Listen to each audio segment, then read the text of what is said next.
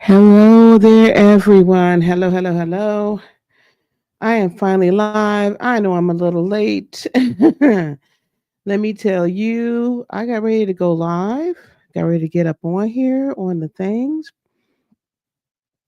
And baby, when I tell you, I looked at my face, I said, oh, I need to put some makeup on. I look as tired as I feel. Live now. Let's talk about it. So boy, oh boy, oh boy, today was a day. Today was a day. I don't know. I'm assuming if you're here, you have already heard about today and in the Diddy trial. And that's what we're here to talk about. There's so many things that are going on in the world. So I'm choosing to talk about the Diddy trial in the evenings once my good friend Armand is not, and once he's given his take, I like to wait for him to give his take. And then, we kind of go on and see what else is happening here. I'm actually going to go here just to make sure. Okay, perfect. We're live. So hello over on X. I'm hoping that I get to that you a bunch of y'all start coming over there. The other day we had a bunch of people on X. Like it was insane. Like we had over 200 people on X. I was so thrilled. I was so excited. So we're going to be having these discussions as long as the trial's going on. And I didn't come on yesterday because I really honestly wanted to wait for today. And the reason why I wanted to wait for today is because I wanted to see what was going to happen with the cross examination, and it didn't disappoint.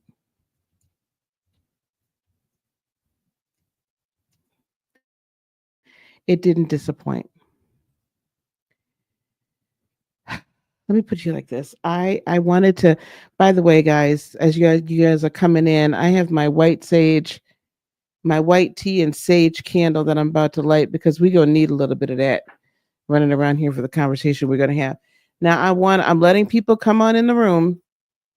I'm letting people come in the room, and we're gonna let the YouTube video kind of get out here. I know X is kind of like immediate, like it just lets people know that we're live right away, which I very much appreciate. Thank you, X, for that. I appreciate that. But we're gonna talk about some things tonight. As I put in on the thumbnail, I'm gonna put the thumbnail back up real quick again so y'all can see it. That she was and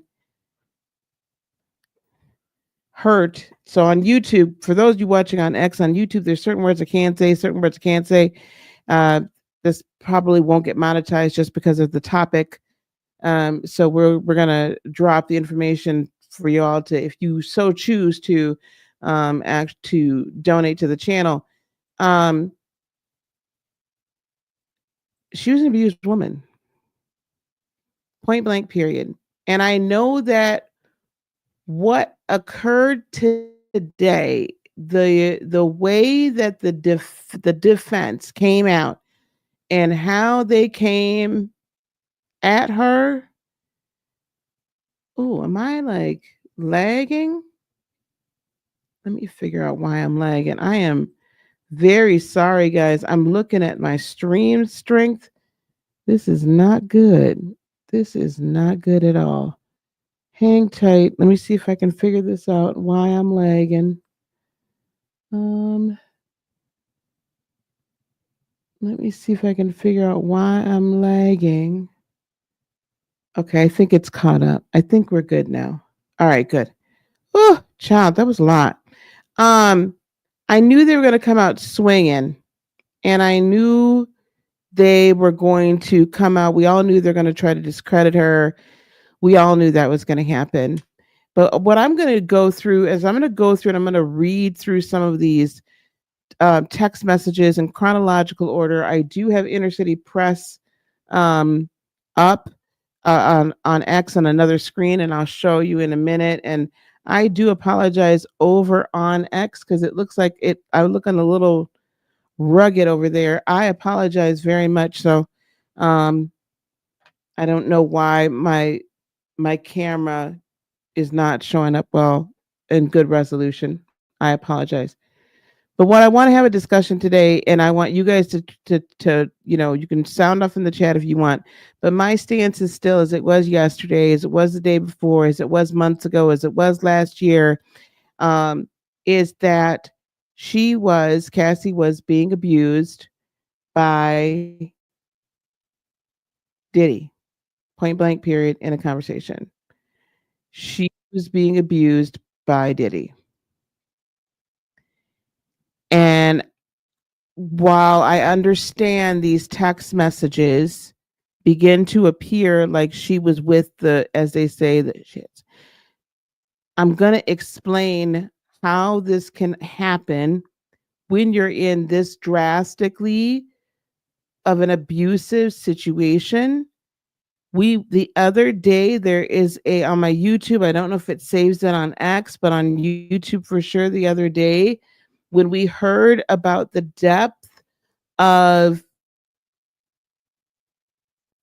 the freak offs, what was being done, fluids, all kinds of things, multiple people, all kinds of, the coercion and all of that, and the drug and all that stuff.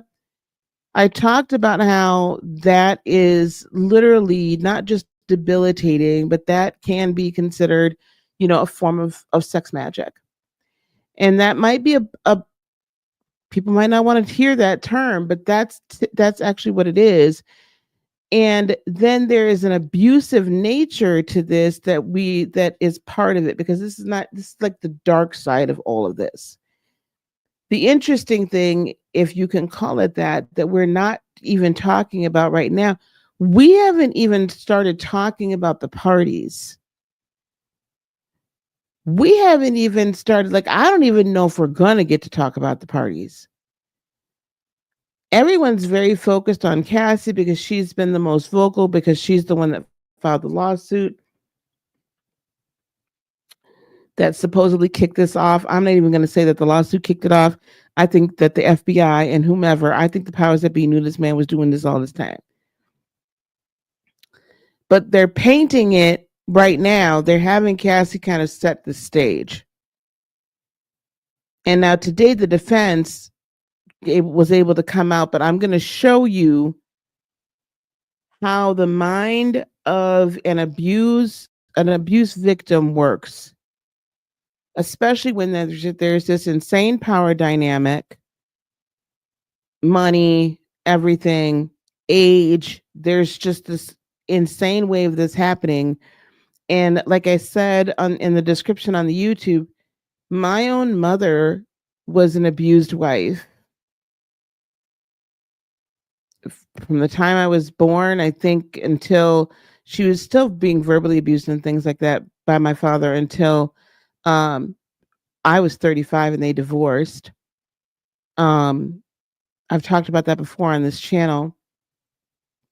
I myself I am myself a survivor of various domestic violent relationships, of sexual violence as well.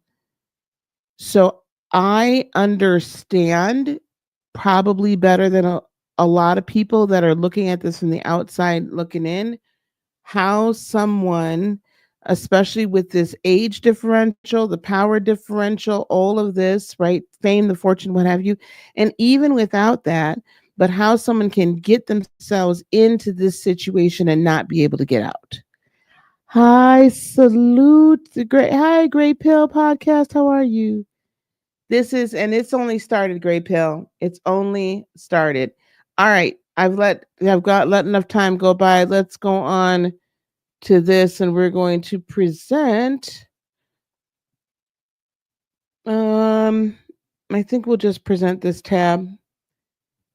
I want to be sure you guys can see this. Let me zoom in a little bit. I'm at 175. I'm not 200. So hopefully you guys can see this just fine. This is from Inner City Press. You can find him as you see right there. That's his X handle.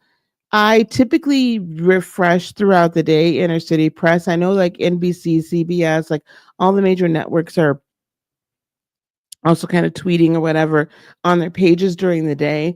But I typically follow Inner City Press for any of these live tweets from inside of the SDNY, the Southern District of New York courthouse. He's been there, press.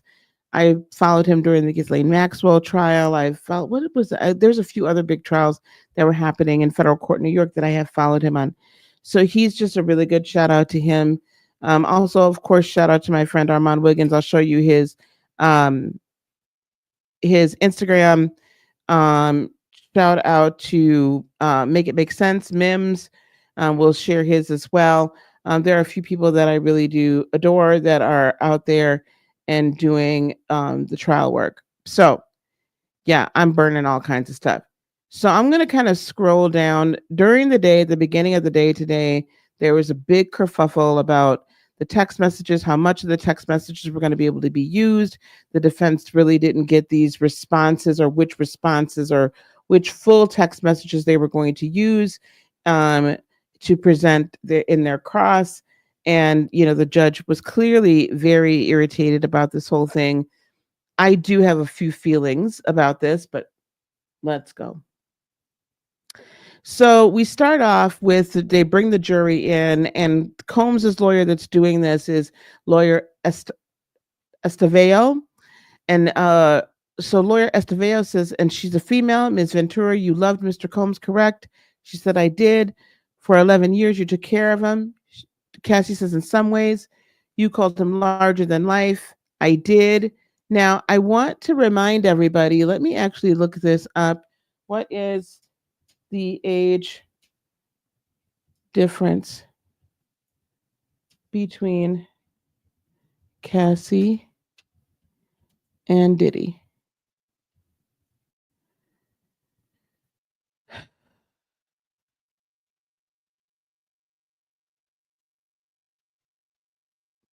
I don't know why it just doesn't give me the age gap. I just want the age gap. So they were 17 years apart. 17-year age gap. I want you to put that in perspective. She was 19 when she met him. That would have made him what, 36? Now I want you to think about how you, if you're, I don't care, if you're over the age of 30, definitely if you're 36, 38, 40, what have you, I want you to think about who you were at 19. I want you to think about that for a real brief moment. Some of you are, 30 some odd years old, 40 some odd years old, and you have 19-year-old children.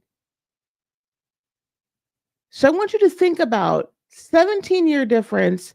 Here's this gentleman by now, world-renowned, MTV shows, all kinds of craziness. I just want you to put this in perspective. And yet she says that she took care of him for 11 years. For 11 years. How does she know how to take care of anybody? Put yourself back in a 19, 20, 21-year-old, in a 19, 20, 21-year-old's mind. Back in the early, 2000s? 106 in the Park was still on. I want you to think back to those times. Before you just go and say, oh, this girl could have just got out of it. Oh, she was grown. She was this, she was that. She was 19 years old. And he was 36. I want you to consider that for me. Okay, thank you. Thanks, everybody. Please hit a like, give a like, a thumbs up, what have you on this live on X. I keep calling it Twitter, but anyway, on X and over here on YouTube, it's greatly appreciated. It will help in the algorithm, and I have dropped ways you can support the channel and the page in the chat.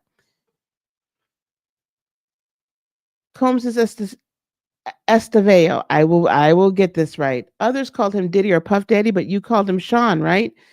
Ventura says yes. Estevao, you knew a version of him the rest of the world couldn't see, right? AUSA, the prosecution objects, the judge overrules. Cassie says, in ways, you kept coming back to him for 11 years. Cassie says, I wouldn't say, quote unquote, coming back. You believed he loved you too. I did believe he loved me too. So when he cheated on you, it hurt. Not every time. So we're about to get into these text messages. Now, I'm not going to read them all verbatim. I'm setting something up here.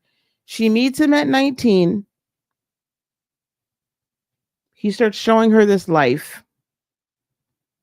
Okay. She wants to please him at first. Why? He's Diddy. He's Sean Puff Daddy Diddy Combs. What? He's making the band. He's, what did they call it when it was the girls? I don't remember. Anyway. Right?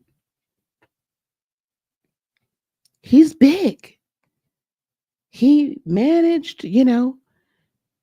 He was Biggie's part. Like Bad Boys, like Bad Boy Entertainment, like dated J-Lo. He dated J-Lo. He well known, right?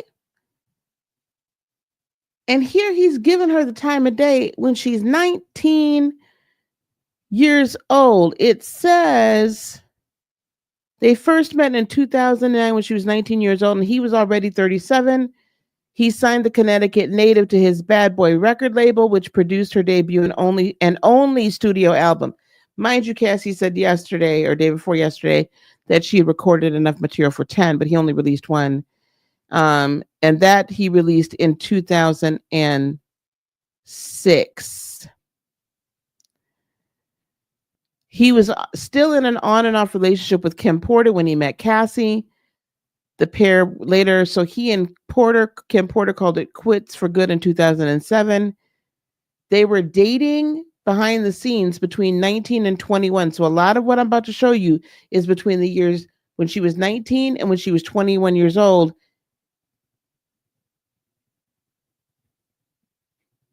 But they weren't public until she was 21 in 2007. And that at that point she was 21. So when he and Kim Porter officially broke up, then there were dating rumors that arose, but they were already kicking it at this point. And you're going to see this so I want you to think about this. I want you to, biracial girl from Connecticut that is going to play a role. She wants to make it in the business. She's beautiful. She's a model. She's all these things. And she could sing. I'm not going to take that away from the girl. She meets him. He signs her to a 10-year deal. And they immediately record and they drop an album in 2006. So we're going to say that they met in about 2005. They dropped that first album, the one and only album, in 2006. He splits from Kim Porter in 2007. Now, supposedly, they didn't start officially dating until then. I think that they're messing around beforehand. I think the evil narcissistic man that I believe, this is my opinion, that Diddy is, I believe that they were doing something well before the 21st birthday. Because when you want to groom somebody, this is my opinion. I better put everything. I need to put my banners up. Let me put my banners up. Let me put my banner up. Blip, blip, blip, blip, okay. Everything in this stream is an opinion. By my guess, it's their opinion if I decide to bring anyone up. And any criminal or scandalous acts are alleged. Now, set the stage. She is a rather doe-eyed 19-year-old. I'm not saying she wasn't sexually active. I'm not saying all that. I'm saying she's 19 and he's 37. 19-year-old girl. I know she old enough to vote. Okay, at that point, she could still buy cigarettes. Okay, cool. 19 years old. Most 19-year-olds are still in college. We call them college kids for a reason. They don't know nothing yet. Hello? 19, he's 37. He's the man of the world. He got a gang of kids already. Bunch of children. Anyway, supposedly she didn't know nothing about no oral pleasure until he introduced it to her at the age 21. So whatever they weren't doing. He took 2 years to get this girl in a space where she was head over heels in love with him. He taught her how to give, or he gave it to her. She didn't reciprocate. She just went home. This is what I'm reading so I can see, so I can share this with y'all. Sean taught me how. He gave me, with the mouth. I did not reciprocate. I just went home. She said, I heard about it from him. He made me feel crazy for not reciprocating, but I didn't understand. And I was in a relationship with somebody else. So they're messing around on this. Listen, there's no validation of this for sure for positive. I'm just telling you as a mother and as a woman, and as you know what I'm saying, I was 19 once too. So I'm just telling you, like, let's not be crazy. They was doing the do. They might not have done all the do, but they were doing a lot of heavy flirting, probably a little kissy kissy, probably a little makey outy, probably a little da da da da. But by 21, he decided he was gonna have her. She said she was young and didn't have a vocabulary and was just trying to understand it. She says she was inexperienced. Leaving him was always confusing. I felt special, and not a lot of people got that time. So now let's understand that in the context of these text messages. For sure, they're in a relationship by 21. By the time she's 21, but she was still very inexperienced.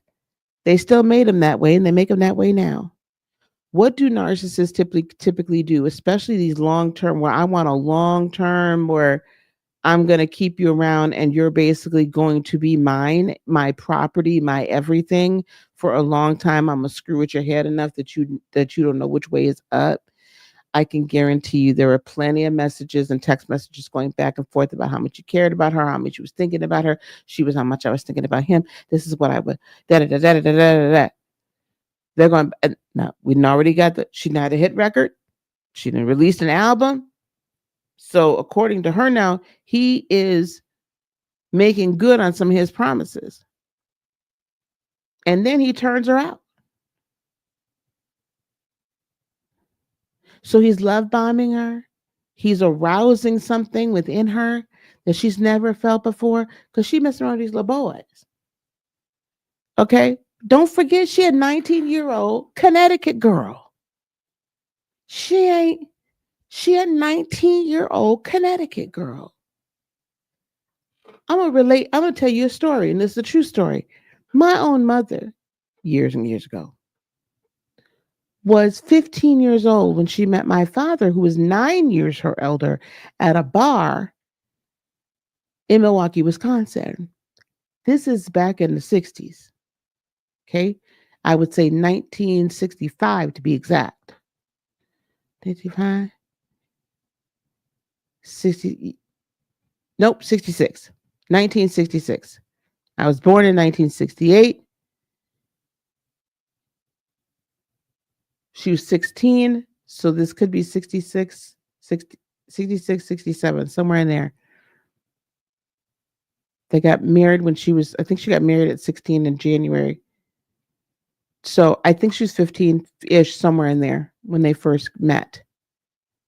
Back then, the teenagers could go into the bars, especially if they were going to collect a parent. Like my mom was typically collecting my grandmother, God rest her soul, and her older sister. My grandmother had gotten divorced from my grandfather, my biological grandfather on my maternal side, because he was horrifically abusing her and all the kids, physically abusing.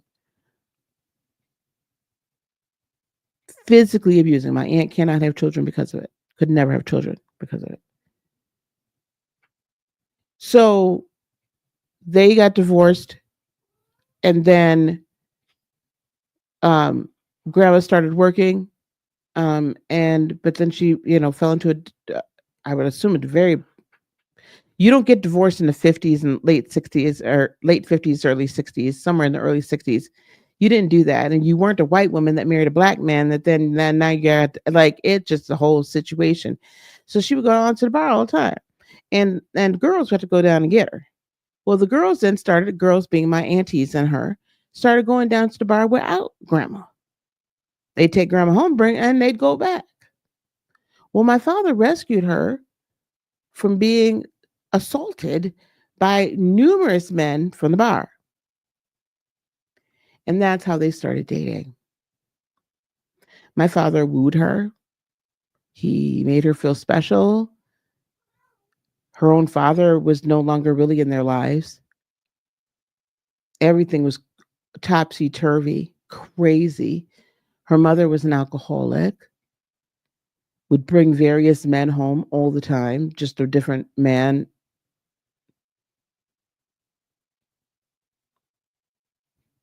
So now my father, and God rest his soul too, we dealt with all this, he groomed her. He was physically abusive to her, but she didn't know any better. She herself had been abused. So in my mom's case, this is the way she thought that, in a weird way, you think that's how love is, and this is what relationships are, and you're just supposed to deal with it. In Cassie's case, I don't think that she was abused as a child, but I think she was so incredibly sheltered that this different type of adoration, right, was intoxicating, seductive. It was great. It was cool. Here, the rumors were swirling, but nobody could know for sure. She's around, and she knew Kim was still on and off, but whatever. And she's still doing her thing, whatever. She's that it girl. And then here, this mogul, this extremely, by the time she's 21, he's 39. 38, 39. And he introduces her to this, to feelings that she's never felt. And he's telling her things he's never told anyone else. He's love bombing her and love bombing her and love bombing her. And I'm sure that there were times in there where he's like, I can't believe how mature you are. I can't believe I'm so lucky. I'm so this. I'm so in love with you. And we see that. Because he gets to the point where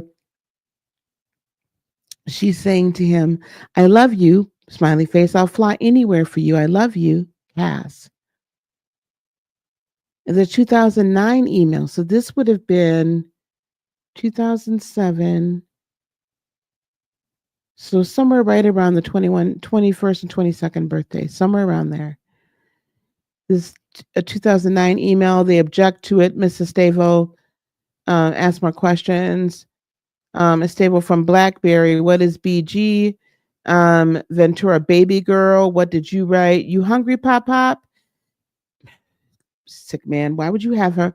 Why would you be having sex with somebody and you want them to call you by their grandfather's name? But and Mr. Combs wrote to you, we're so in love we don't do anything else. How long had you been seeing each other? Ventura, like 2.5 years. So I'm right. They started seeing each other officially in 2007. Even though, in 2007, she was 21. Okay. So now she's 22, 23. Somewhere, I'm piecing all this together. Let me show you this one. So somewhere by the time she was 22, that's when Diddy first asked her to participate in his freak offs. She was confused and nervous about the parties, but she loved him very much. She felt she could not say no to the parties because there were blackmail materials to make me feel like if I didn't do it, it would be held over my head in that way, or these things would become public. Let me go back. We're so in love. Da da da da. Here we go. Please read this. I haven't talked to you at all. You don't even try. You rush me off the phone. I'm really hurt. I don't need your money. So for all of those saying that she wanted to be with him for the lifestyle, I don't need your money. I need some attention. Let's not forget, she was still being a model. She still had different, roles and things like that in movies and advertisements and stuff like that.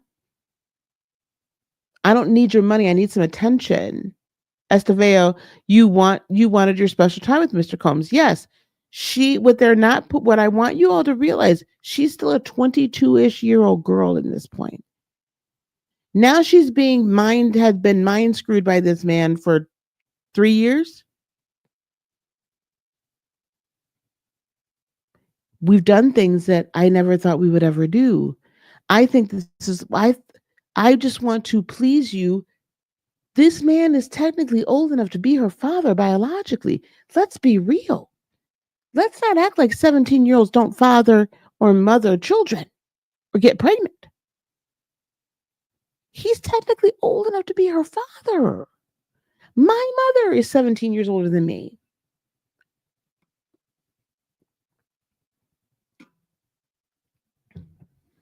This is not the mentality in her that's mature enough to figure out what's really happening here.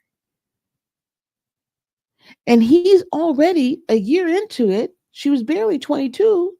Now she's at 21. He done turned her on to a feeling she ain't never felt before. And at 22, he got the girl into the freak house because he told her, I can't share this part of me with anyone. Nobody else would understand. They would think I'm crazy, but I just want to experience all of this with you. Hey, Chanel, how you doing? I'm sorry, I'm over here just talking. Hey, V. Hargett. Exactly right. But what would an older man want to do with a young teenager, young kid? Hey, Perp, how's it going? So hello to everybody on X. Hello to everybody on YouTube. I appreciate y'all being here. People, yes, they ignore the fact that he groomed that girl. Hey, Shakima, very narcissistic. Okay, let's keep going. I don't know how long I'm gonna be on here tonight, girl, because I'm seeing so much everywhere, right? I'm seeing so much everywhere. So many people, just men and women, and I'm really upset about the women doing this. Oh, see, she lying. See, she wanted it. She wanted it. She wanted it. Can I tell you? Oh, I don't know how much of this I can say. I will put it like this. There are times, numerous times, if you've ever been in an intimate relationship, long-term especially, with a violent narcissist, one that is violently abusive. A survivor response then becomes to take on either the characteristics of that person to a degree, because you're trying to avoid the pain of getting your butt kicked. We're getting late at night, so I'm going to start saying what I want to. You want to avoid the physical punching, beating, kicking, whatever. So much so that you're willing to do whatever it takes to keep the peace, even when you don't want to, even when that means you make it seem to the other party that this is what you want, because you know this is the way that I can avoid, right? This is the way I can avoid pain.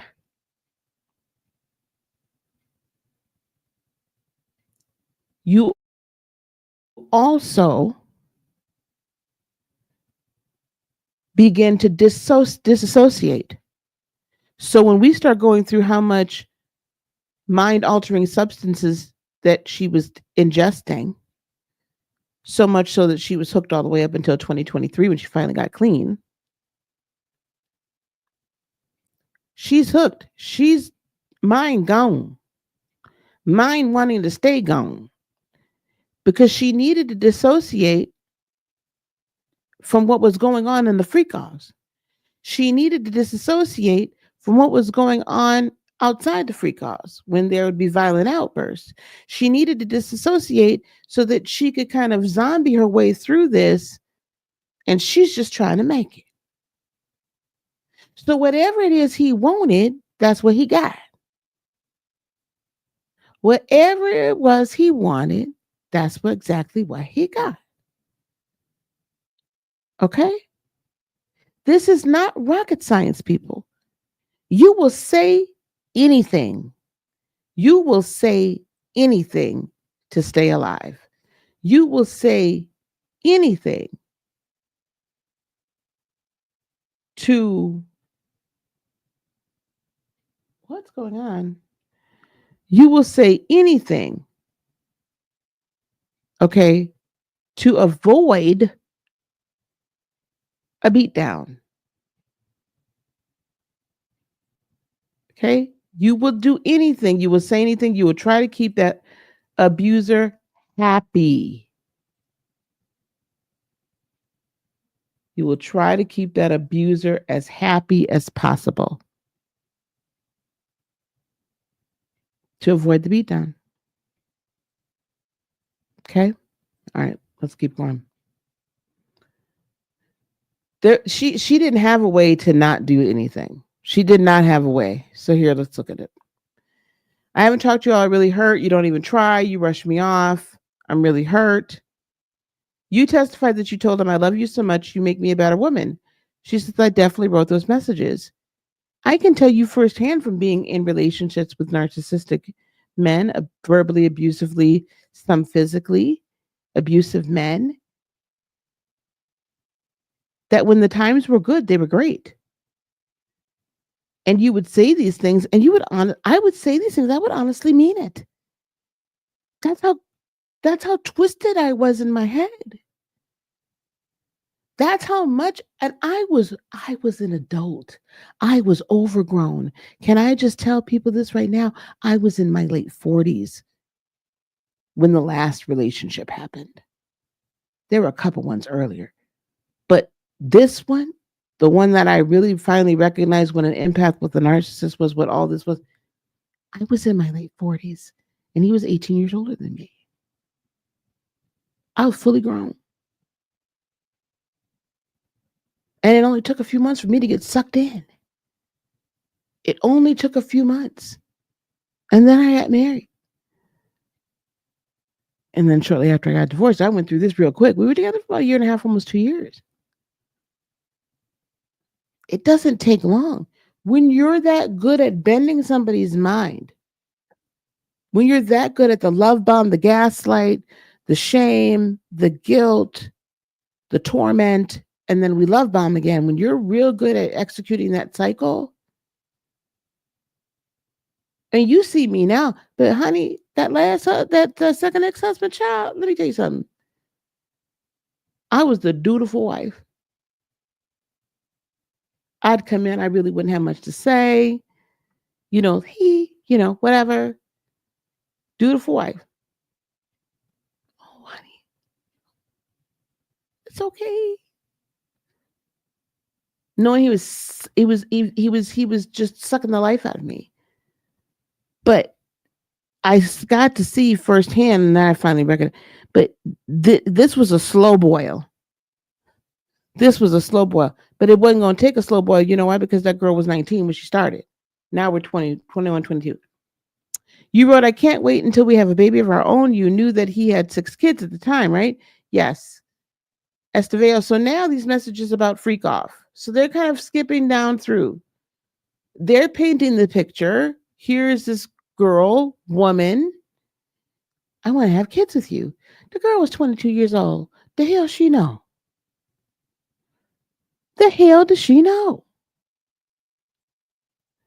They forget how controlling he was.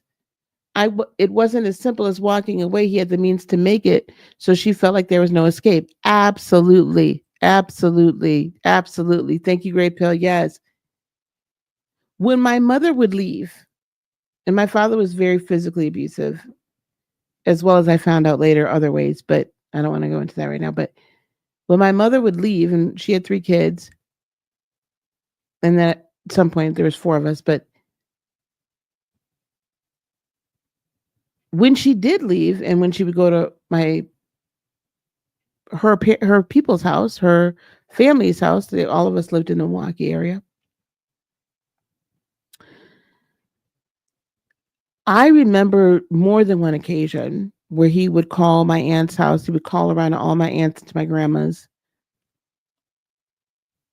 And if none of them would tell him that she was there with them, then he'd put one of us on the phone. And it usually wasn't even me. It was usually my brother James. Because he was the oldest boy. Daddy was horrible towards him because he was the most like my mom. And I believe also he has undiagnosed Asperger's. So he's on the spectrum, but nobody knew then it was a spectrum, right? Like we didn't know. This is back in the 70s, 80s, 70s. And so he would, maybe drag him out of bed or whatever. And he'd be crying, he'd be bawling and begging her to come back home. And there were times I remember the threats that he would give to her, that he would make to her, either that she'd never see us again or, he never threatened to like unalive us, but, he would threaten that he was going to unalive her and whoever house she was at. He was really tormented at that point in his life.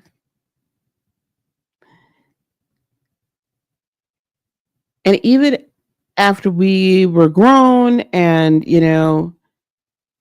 and he had some surgeries, so he couldn't be physically abusive. I used to always tell her, you saw karma, you saw God's vengeance, retribution, like real time in your lifetime, because the very hand that the arm he used to raise at you, he had shoulder surgery. He couldn't like lift it past here. It was painful to go past there. It was interesting, but even then, when she was much more independent, she had started going to college. She had a job by this point because when we were coming up, she was a stay-at-home mom. She didn't graduate from high school then, and she was at the top of her class. She was like she wanted to go to school to be a doctor, and she left school at 16. Never let her go back. Back in the 60s, I was born in 68. It wasn't a thing for pregnant girls to continue and finish school. That wasn't a thing. You got pregnant, you dropped out. So anyway, she finished, she got her HSED, and then she started college, and she started becoming really much more independent. But even still then, he would make these weird veiled threats. Now by this time I'm grown, I'm like, you ain't gonna do nothing. Now I'll get you. You do anything to her. But he'd make these really weird veiled threats. You know what I'm saying? So, and she still didn't feel like she could leave him. I, to this day, am still shocked that she left him and they got divorced when I was 35. Because it was just it was a mind thing. It was a mind control thing. And she had been with daddy then by that point. Oh, geez, since she was 16. So however long that is, I don't want to do the math right now. So I'm trying to let you know, I was 35. So she'd been with him 35 years. So I'm trying to let you know it's not that easy. Okay, let's talk about the freak offs. I'm trying to show you this from a different perspective. I'm and humanizing this girl and putting you back in this girl's shoes. Um, so there were some messages that when she was saying that it doesn't matter to me. It doesn't matter to me. You mean weekend or weekday, either is fine. Cassie says that's what it says. Estevao, Mr. Combs says maybe we can call Jules. You can do it. She said yes.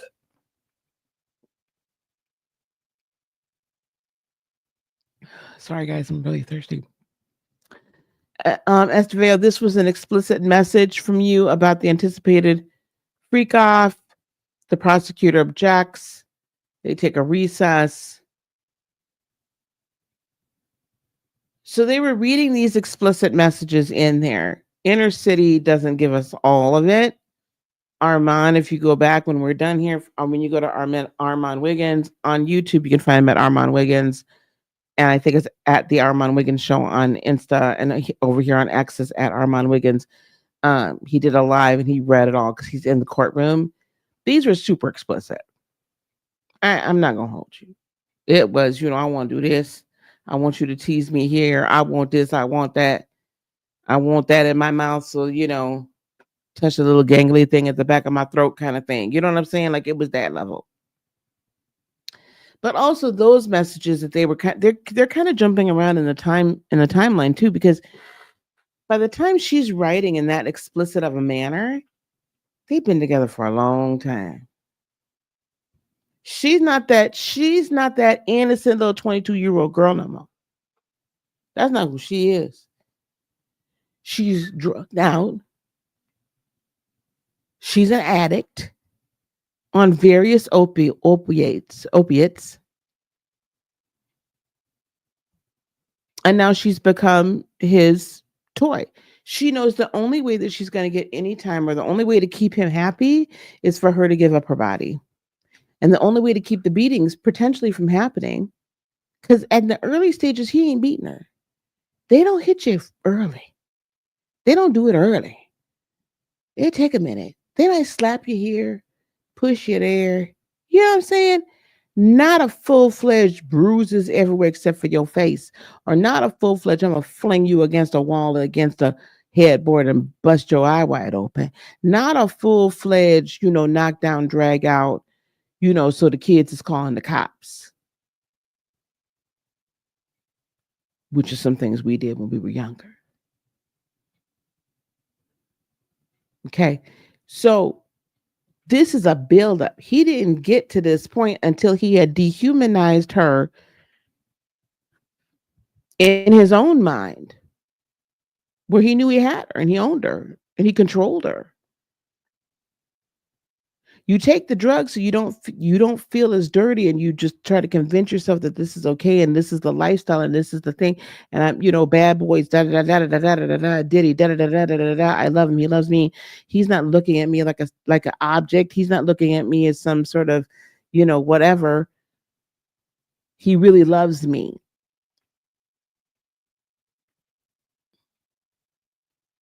Right? Shout out to everybody that's watching. Thank you so much. Thank you so much tonight. I appreciate y'all.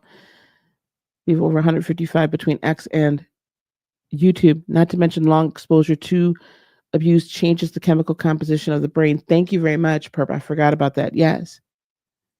So your brain is rewired. It's no longer operating. It's no longer processing this information the same way. Ms. Ventura, this is from Mr. Combs to you. You respond with an extremely explicit message, right? She says, yes, this is 2 days after the planning of a freak off. Yes. He said, I want to see, how did you, whatever it was, I want to see you. And basically she's like, slap it, flip it, rub it down, like we're going to do all the things, legs behind my head, like, whatever. She says, I can't wait either. You wrote, I feel like I want to F tonight. I want to F, right? She said, that's what it says. Estevao, Mr. Combs says, so you know what? I can't concentrate. What did you say? That I'll go to Dwayne Reed for candles and then set up the room. Estevao, did you understand he was going to take another video of you? Speculation.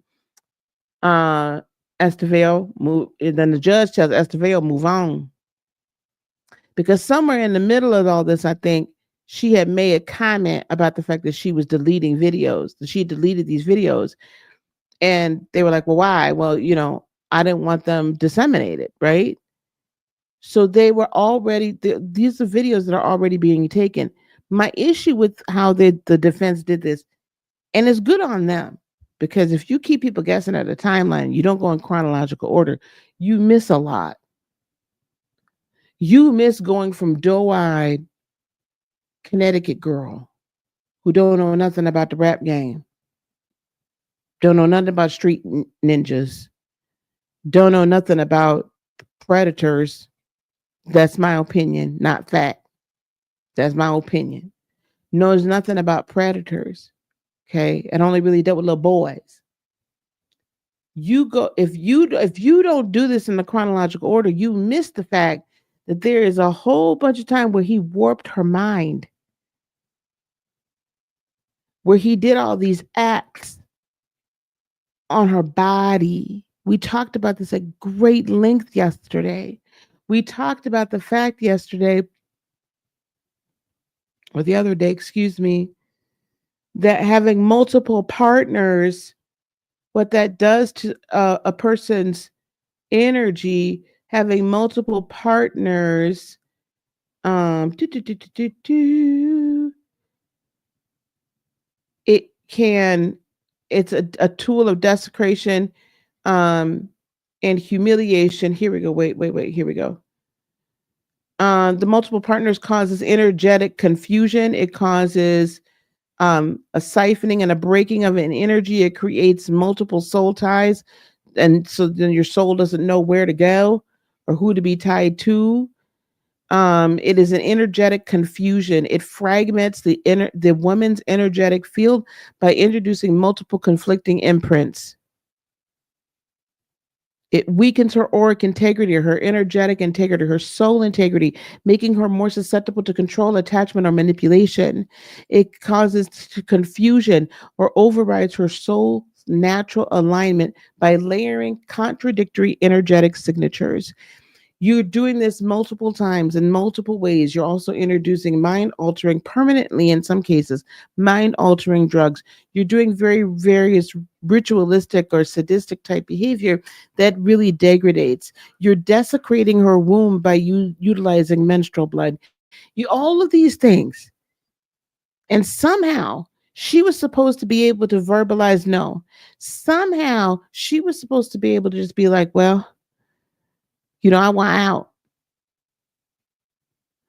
She was supposed to have the gumption to say no, no, no, no, no, and not go along with it for the sake of going along with it. Because there's no escape. Because every time you try to leave, he goes and sends somebody to bring you back. Every time you try to date somebody, he makes sure that it's well known that you're his, and that he will have no problem erasing you from the earth. Y'all heard what academics said about putting together all this stuff with Drake. And what was it, for something in Calabasas or whatever? I don't really know Drake songs. We hear that, she was kind of kicking it with Michael B. Jordan, blowing up Kid Cudi's car. But she's just supposed to also get, during the midst and the height of all this, where she really didn't even begin to even think she could possibly escape. And the only reason she was beginning to think she could possibly escape was because now they're out in public.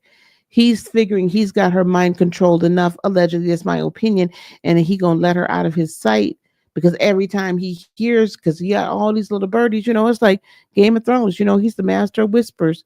He got birds everywhere that come tell him everything, because they are on his payroll. Diddy, your girl over here. Diddy, your girl over here.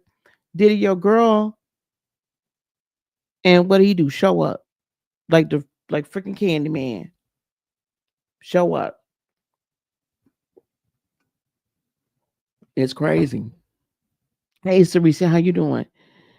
Um, Perp. Oh, I wasn't talking to you. No, thank you. Nosy. Plus, she's also watching other people from all walks of life be powerless against him. Yes, witnessing that. I've witnessed that, in my opinion, further deepen her own learned sense of helplessness. I completely agree. Hey, sweetheart, How are you doing? Absolutely, he definitely groomed. Definitely groomed. Even though she was seeing men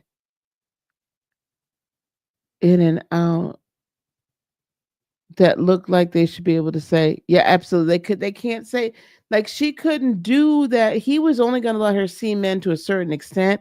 He wasn't gonna let her,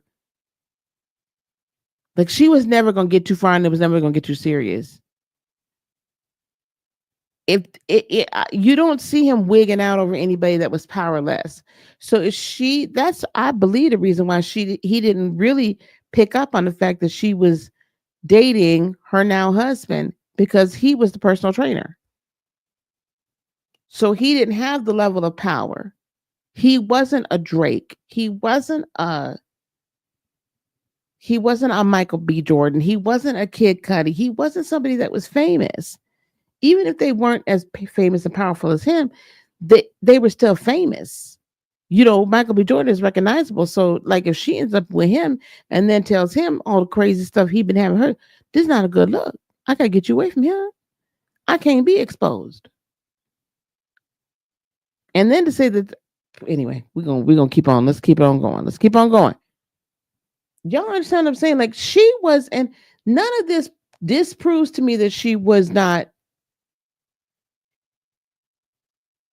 an abused woman and was not going through, like, Stockholm and syndrome, or whatever you want to call it, abused woman syndrome. None of this disproves that to me, because all of this makes sense as to why she would put up this facade and continue to do these things and whatnot. Here we go. Okay. Estevo. Esteveo, excuse me. You ask, any pills on you? Yes. Of course she did. She's a drug addict by now. What pills were you taking then? Opiates? You deleted videos on your devices? Yes. What did you write? That I need to feel this is my husband, the only one who will see this side of me. I can guarantee you she's saying that because she's trying to find some. You always try to get back to that first initial honeymoon phase that you had with them, where they really and truly were your sun and moon and stars. Like, you really and truly felt that they actually loved you at that point. You always try to get back to that place where they loved you, or it was the happy place, it was the safe place. And internally, instinctually, that's their human place, but you don't really recognize that place never really existed, and that person was just a facade, and it was just a mirage. It was just who they needed to be to get you. You never really realize that until after you're out of it or it's too late. So she's telling him that because in her mind, she's trying to do everything she can because she wants to be she wants him, she wants them to be married. Thank you. Appreciate it. Thankful she didn't end up like Kim. Yeah, barely, but by the grace of God. That's true. Okay. Um, Estevea, were you afraid that Mr. Combs was only seeing you for sex in this way? And Ventura says that was a concern. You still were not public in your relationship with him. Jesus, Mary and Joseph. So they're basically saying all this happened in the first 2 years, from 2007 to 2009. So definitely she wasn't even, so she ain't strung out quite yet. She getting there. This is still in the first 2 years. So he's really kind of cycling really quickly. Why? Because it keeps you off your toes. It keeps you off balance. He did a number on her. The freakouts were important. They were integral to us. Why? Because I'd already introduced it to her when she was 22, a year in. This is what she's thinking this is supposed to be. This is what she thinks it's going to take to satisfy him. Now we go to who's at the 21st birthday. Britney Spears and Dallas Austin, which I don't know if I know who that is. How did you get them there? Lady, please stop. Please stop, Miss Esteveo. They came for Sean. Of course they did. They don't know Cassie from a hole in the ground. Then Esteveo is going to be like, you're very beautiful and charming. Thank you. And Esteveo said, it's true. Girl, are you trying to flirt? She been pregnant. She got a husband. Please stop. Then she's going to ask about Tommy Mottola. Okay, so now all these great, these people she's meeting, after the 106 and Park thing, that everybody makes mistakes. What was wrong? I couldn't hear myself. Then they're talking about her dating Mr. Leslie. I don't know who that is. He was 10 years older than her. Interesting. Then you traveled to Miami with Mr. Combs. The flyer was for the event was just a cover to spend time with him. So basically, they were sneaking around. I'm gonna go tattoos. I don't care. Now we already talked about the fact. I told you that he taught her about oral. I guess he was kind of like liking her friend Carrie Morgan. I'm hurt that you think I'm malicious. You're very important to me. X or kisses Cass. And I'm trying to figure out like the laughter. Is it like, I can't believe you doing this? Like, I wonder if that was the way she was laughing. What were you trying to convey? She's like, it's like a journal entry. Okay, so here we go. So now we're going to go back to the freak offs. That she was role playing or she wore a wig and a mask. The general public didn't know. No one knew until November of 2023 in the public that they were dating. So they dated for 2 years in private before. Oh, wait. No one knew about the freak offs till November 2023. My bad. Esteveo. Fair to say his career was ruined after your lawsuit? She's like, I can understand that. Let's read these messages. Mr. Combs wrote, when are you on your, you know what? No, not now, probably. What you be thinking about when you're in the mood. Miss Ventura, if you don't want to read the answers, I can read them. And Cassie said, thank you. I'm sure she didn't want to read that. Her husband's in there. Like, but I'm sure, like, let's also not pretend like her husband don't know. I mean, he was there.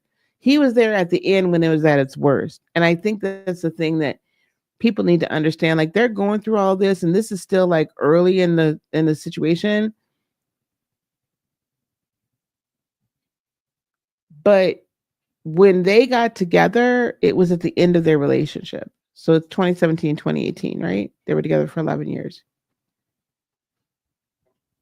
By this point, Diddy didn't care. He was putting marks on her face by this point, splitting her eye wide open, putting bruises all up and down her back.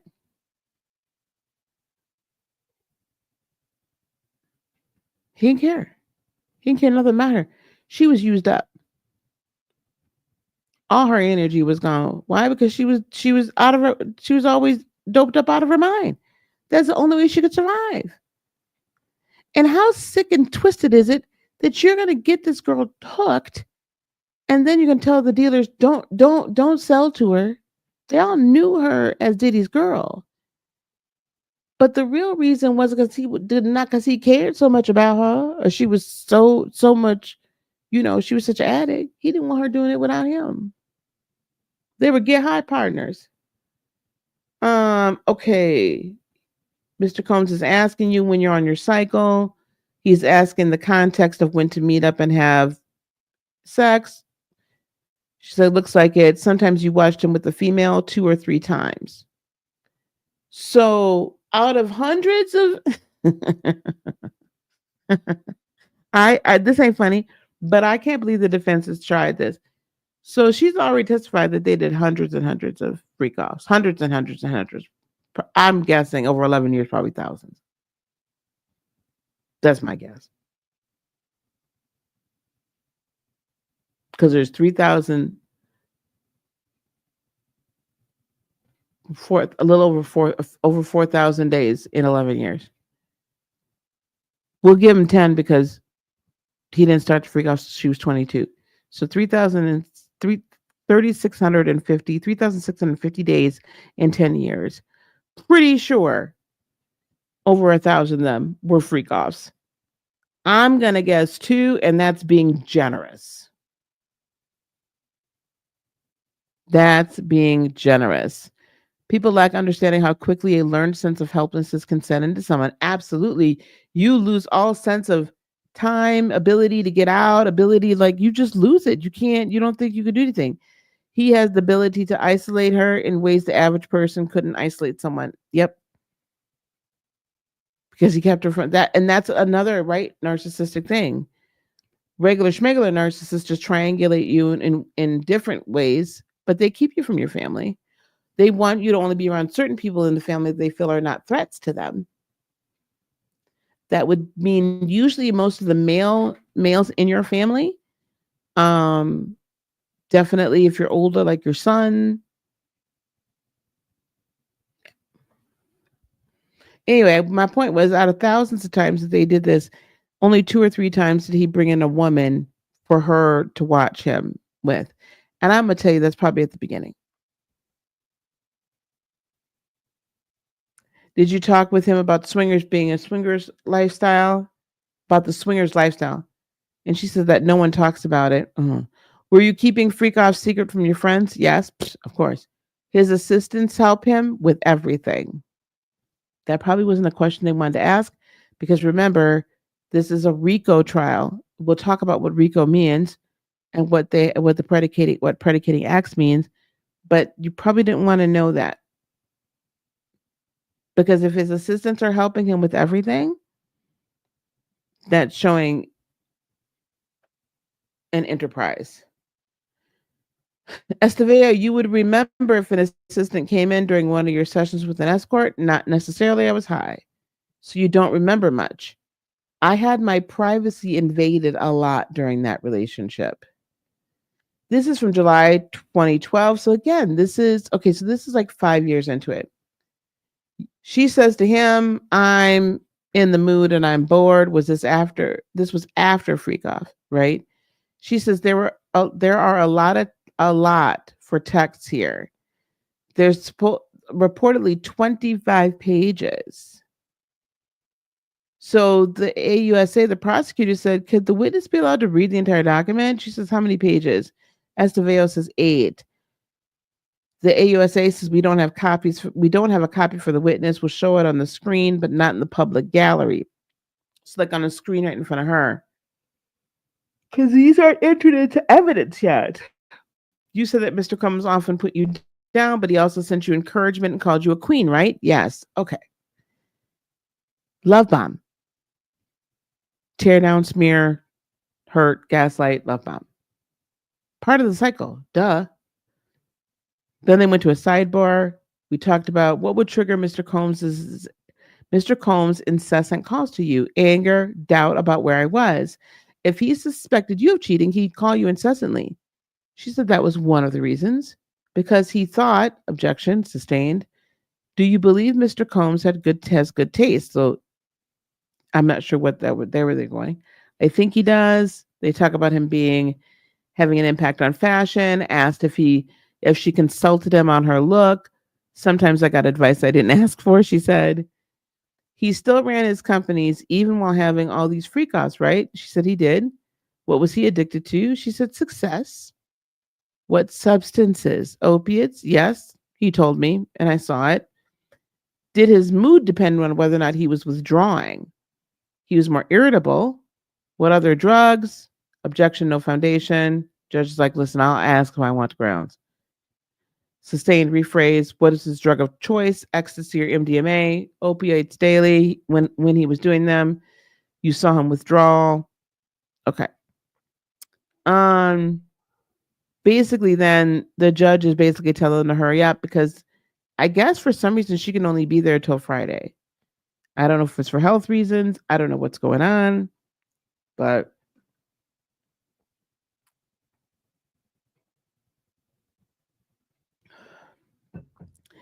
either she could only be there till Friday, or they were only or something like that. I'm getting the impression. Where are we in your cross? The judge asked us to veil. We have a lot of exhibits. Let me confer over lunch. Judge is non-responsive. The judge is really not happy with the defense, by the way. Will you finish today or early tomorrow? And then the head of the defense case, Agnifilo, says to the end of tomorrow. Agnifilo, we might not be able to finish tomorrow. This is the most important witness. For a month, the judge said, for months we said this witness had to be off the stand by the end of the week. Our direct was a day and a half, limit them to that. The judge basically is saying, listen, show her all these dang on text messages in advance. Maybe just ask her questions rather than these exhibits. We have a timing concern. That's crazy. I don't think that that's fair. Because he should be able to put on his defense. And then basically Nifilo's like, listen, they called 2 witnesses to start. That wasn't our choice. It's a critically important witness, and the judge is basically like streamline it. Like, I don't care. The jury comes back. So basically, they go through all these time periods, but they don't really give the dates. When she's saying, I love our FOs when we both want it. You felt that? Loving FOs were just words at that point. So maybe this is later on, like 2015-ish or something like that. Because at some point, again, you just say whatever you need to say. Because you don't want the violence. You know what's expected of you. You know you can't get out of this.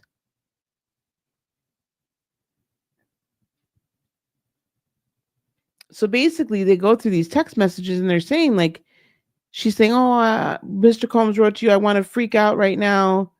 And you wrote that you wanted it too. LOL, me too.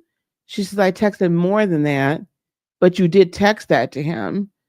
Mr. Combs wrote to you, Jules is available if you are into it. You could have said yes or no, and you said love you. Cassie said there was no yes or no. Combs wrote, do I have your permission to set up Freaky Fun? You wrote ovulation. Yes. Here, what do you say? I asked which hotel. I must have called him in between. I don't want to assume anything.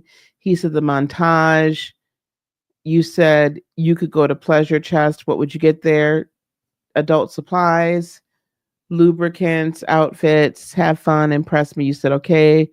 He says, can we kiss a lot? What do you say? Yes. So this is by June 2017 that they were having a lot of arguments. The game starts at 10. There was a game that she was, I guess, trying to get them to play, like a romantic game. And then they switched back to did she come to know that Mr. Combs was leaving to freak off and go see Kim Porter? She said yes. Then they talk about Gina, which I don't know who she is. Did it upset you when she found out about Gina?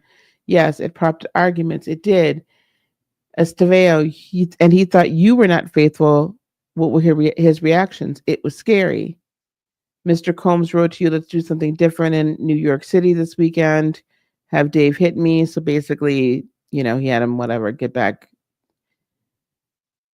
So they go through all of this stuff. Like, he tells you better put me on VIP vibrate alarm or something. He's frustrated you don't answer his text fast enough. Right.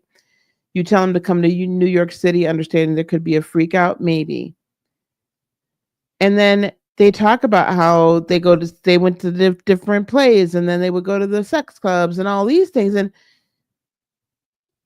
And each side is picking and choosing, picking apart their text messages to each other, just to make it for their own purposes, right? And I think no matter which side you're on, I really feel bad for her.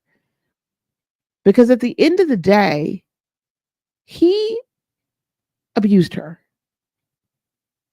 She was an abused woman. She was an abused girl. They keep jumping around. In 2013, she wanted to be the main girlfriend. Of course she did. Right? So now you're still a few years into it, and I don't think at this point she probably still thought, so by 2013, if she was, so she's 26, 27 years old.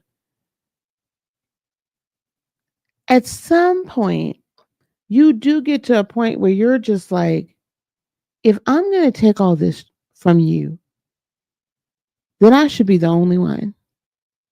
Plus, she's full well drugged out. She's strung out. I can't take anything serious if she's strung out. Now, I'm not going to go through all this. Yo, God, I've been on here for an hour and 15 minutes. I wanted to talk about the fact that we cannot deny that this woman was abused. And if you don't understand the mind of an abused person, of an abused woman, or an abused man, someone that is abused in a relationship and has suffered that kind of mental degradation, humiliation,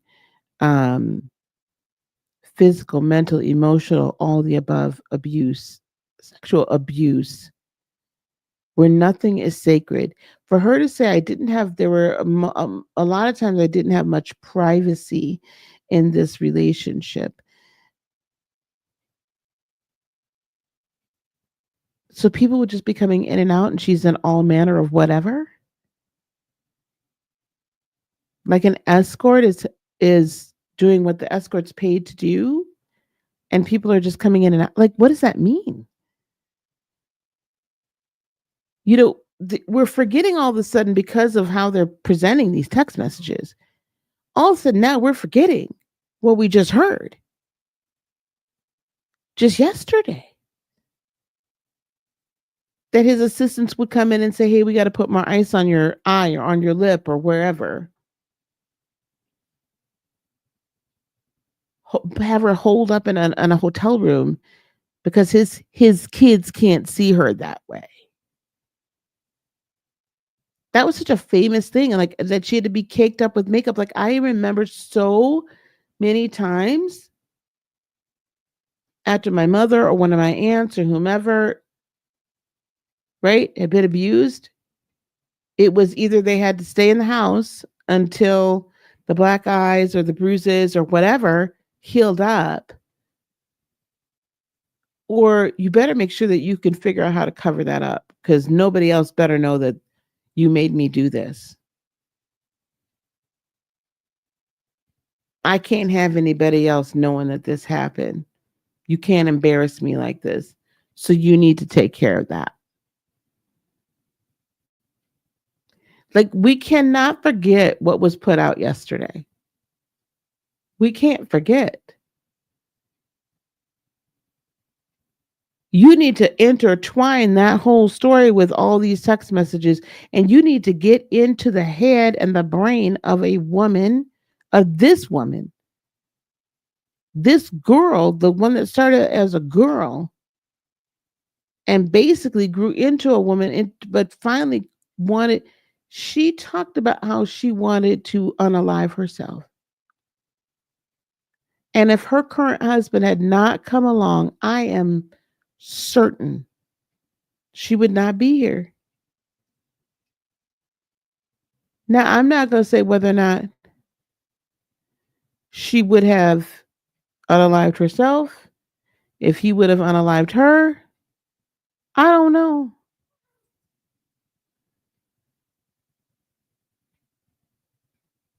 Maybe would have been, you know, maybe we should have maybe she would have passed. Are you serious, guys? My cats thought it was a good idea to use my stool here as a launch pad. Maybe, she would have had pneumonia. I don't know. But listen, it's insane that she's 38 years old now. So she right now as she's helping to take Diddy down is at the same age basically as when she got with him. Get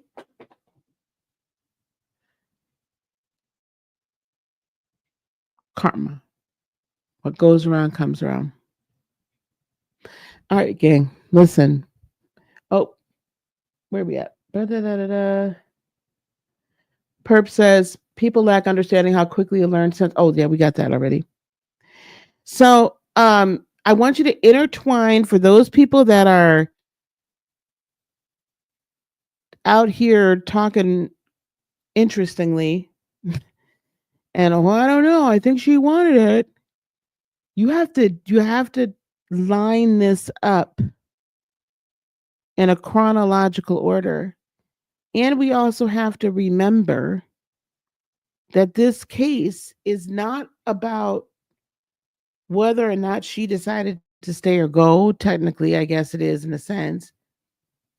But let me read off what he's facing.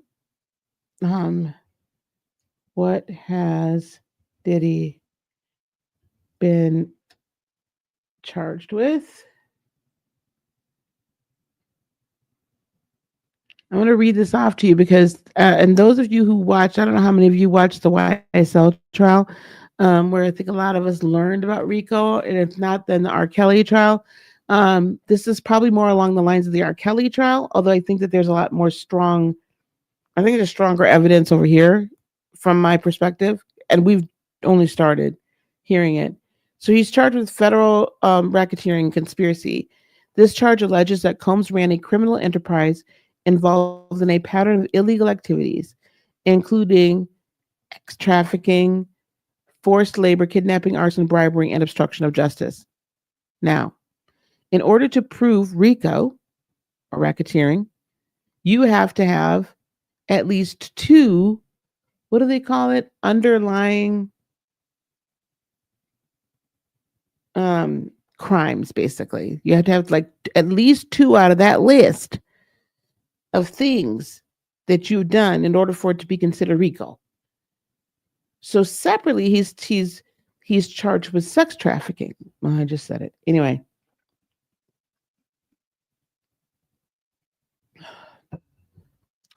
Combs is accused of trafficking by force, fraud, or coercion, meaning he used these methods to compel individuals into commercial acts.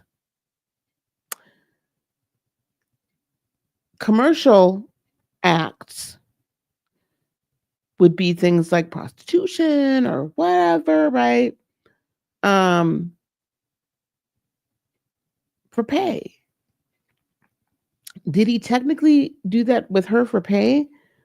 No, but he certainly coerced her into having intercourse with prostitutes. I don't care what the hell she wanted to do, may have wanted to do, may have thought she wanted to do. She thought she was getting this man.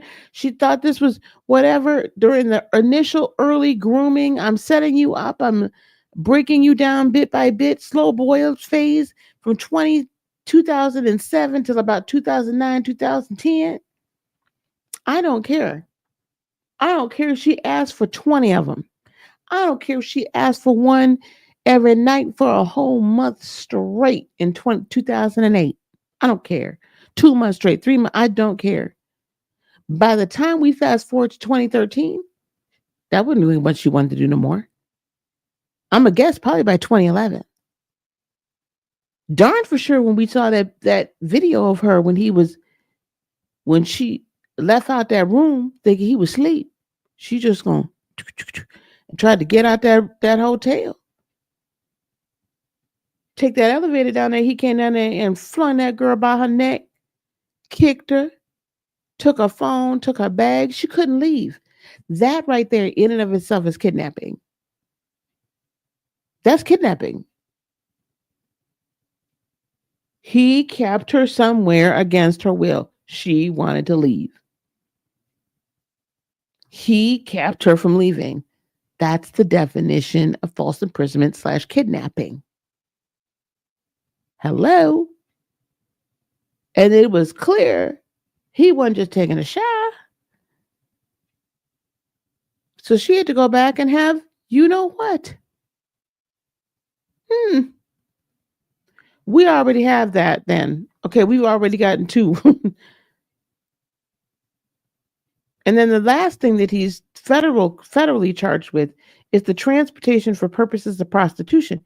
He's charged with transporting individuals across state lines to engage in prostitution. Hello? He flew people in and told the travel agent they were new hires. How many times was Jules a new hire? They were all escorts. And whether or not he put the money in her hands to pay them, or he made her withdraw the money out of her account and then he put it back, or he made her withdraw the money out of the account, period. She had no control over her money. She had no control over her stuff. She did have her own apartment, she said, that she paid for, which I find that very interesting. Probably so that she could go somewhere when he wanted to do whatever it is he wanted to do and didn't want her around. But by that point, he could trust her to have her own apartment. Why? Because her mind was already screwed up.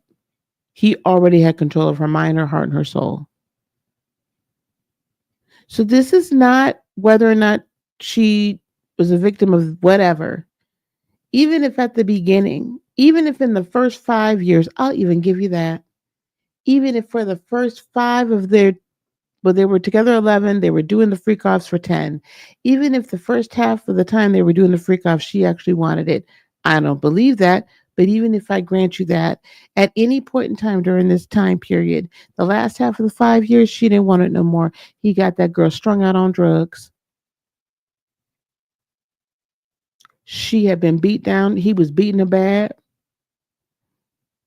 Literally forcing her to do things. Literally. So she could have wanted it the first. I don't care. But at some point,